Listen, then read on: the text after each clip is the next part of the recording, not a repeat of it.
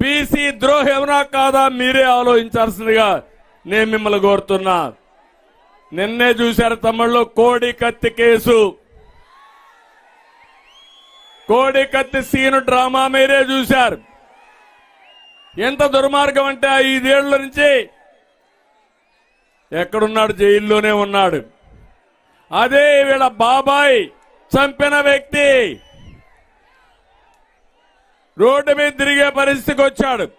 అంటే దీన్ని బట్టే మీకు అర్థమవుతుంది ఎలాంటి వ్యక్తి ముఖ్యమంత్రి అని.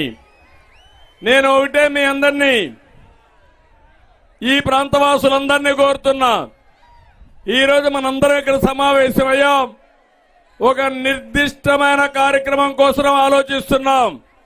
నిన్ననే ముఖ్యమంత్రి గారు విశాఖపట్నంలో ఈ జగన్మోహన్ రెడ్డి సిద్ధం పెట్టాడు. మీ పార్టీని ఓడించడానికి ఇక్కడ ప్రజానీకం సిద్ధంగా ఉన్నారు. సిద్ధమా తమ్ముళ్ళోని మిమ్మల్ని అడుగుతున్నా. యువత ఏం తమ్ముళ్ళు మీకు ఉద్యోగాలు వచ్చాయని మిమ్మల్ని అడుగుతున్నా. జాబ్ క్యాలెండర్ వచ్చిందా అని మిమ్మల్ని అడుగుతున్నా. డిఎస్సి పెట్టారా అని మిమ్మల్ని అడుగుతున్నా. ఈ యొక్క పార్టీని వైఎస్ఆర్ కాంగ్రెస్ పార్టీని ఓడించడానికి మీరు సిద్ధంగా ఉన్నారా లేదా అని మా యువతను కోరుతున్నా.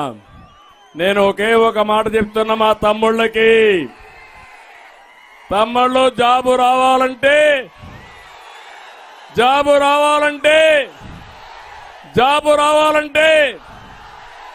సిద్ధమా మీరు అడుగుతున్నా. సంవత్సరానికి 4 లక్షల ఉద్యోగాలు, యువగళం కింద 20 లక్షల ఉద్యోగాలు ఇప్పించే బాధ్యత నాది. డిఎస్సి పెడతాం, జాబ్ క్యాలెండర్ ఇస్తాం, ప్రతి ఒక్క తమ్ముడికి ఉద్యోగాలు కల్పిస్తాను.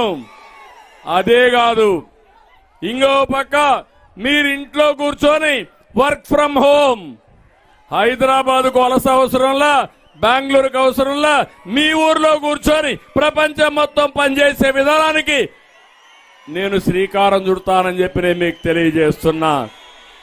ఒకవేళ ఇంట్లో వస్తువులు సరిగా లేకపోతే వర్క్ స్టేషన్లు క్రియేట్ చేస్తాం. మీకు ఉద్యోగం వచ్చే వరకు మీ అందరికీ నెలకు 3,000 రూపాయలు ఇచ్చి అమ్మా నాన్న పైన ఆధారపడకుండా ఒక అన్నగా నేను గౌరవిస్తారని మా యువత అందరికీ హామీ ఇస్తున్నా. నేను ఒకటే మిమ్మల్ని కోరుతున్నా. 73 రోజులుంది ఇంకా ఈ రోజు నుంచి. ఎక్కడ చూసినా యువత వీరోచితంగా ముందుకు వస్తున్నారు. ఇదే సీన్ కనపడుస్తుంది నాకు ఎక్కడికి పోయినా యువత. 73 రోజులు సైకిల్ ఎక్కండి. ఎక్కడికక్కడ తెలుగుదేశం జనసేన జెండాలు పట్టుకోండి. ఇంటింటికి వెళ్ళండి.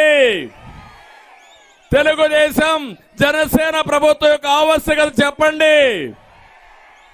73 రోజులు మీరు పనిచేయండి.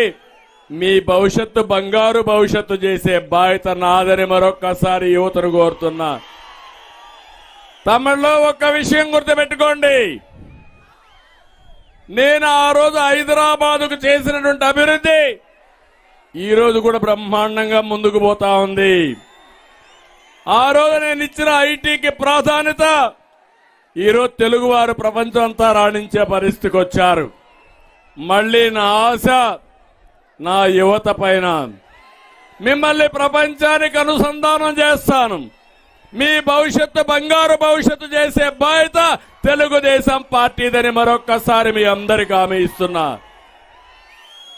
అదే సమయంలో ఇక్కడ మిమ్మల్ని చూస్తే జగన్మోహన్ రెడ్డి బిల్డప్ బాబాయ్, పెద్ద బిల్డప్ ఇస్తాడు. ఏమీ తెలియదు ఇతనికి. మొన్నే ఇండియా టుడే ఇంటర్వ్యూ చేశారు, చూశారా మీరంతా? 4,50,00,000 రూపాయలు ఖర్చు పెట్టాడు. ఇంటర్వ్యూ పెట్టించుకున్నాడు. అంతవరకు బాగానే ఉంది. చివరి నిమిషంలో క్వశ్చన్ పేపర్ మారిపోయింది. క్వశ్చన్ పేపర్ మారిపోయింది కాబట్టి ఆన్సర్ చేయలేకపోయాడు ముద్దబ్బాయి. అక్కడి నుంచి చూస్తే ఆయన అడిగిన క్వశ్చన్ చూస్తే బీకామ్ అంటే కూడా చెప్పలేని పరిస్థితిలో ఇతను వచ్చాడు. ఏం తమ్ముడు బీకామ్ అంటే మీరు చెప్పగలుగుతారా లేదా? మన ముద్దబ్బాయి ఎక్కడ చదివాడో నాకు తెలియదు కానీ బీకామ్ అంటే కూడా నీళ్లు నమిలే పరిస్థితికి వచ్చాడంటే అది ఈయన తెలివితేటలు. అలాంటి ముఖ్యమంత్రి వచ్చి బిల్డప్ మాత్రం సబ్జెక్టు చాలా వీక్, బిల్డప్ మాత్రం చాలా పీక్, సబ్జెక్ట్ ఏమీ ఉండదు. అది ఈయన పరిస్థితి అని చెప్పి కూడా నేను మీకు తెలియజేస్తున్నా. మన నియోజకవర్గం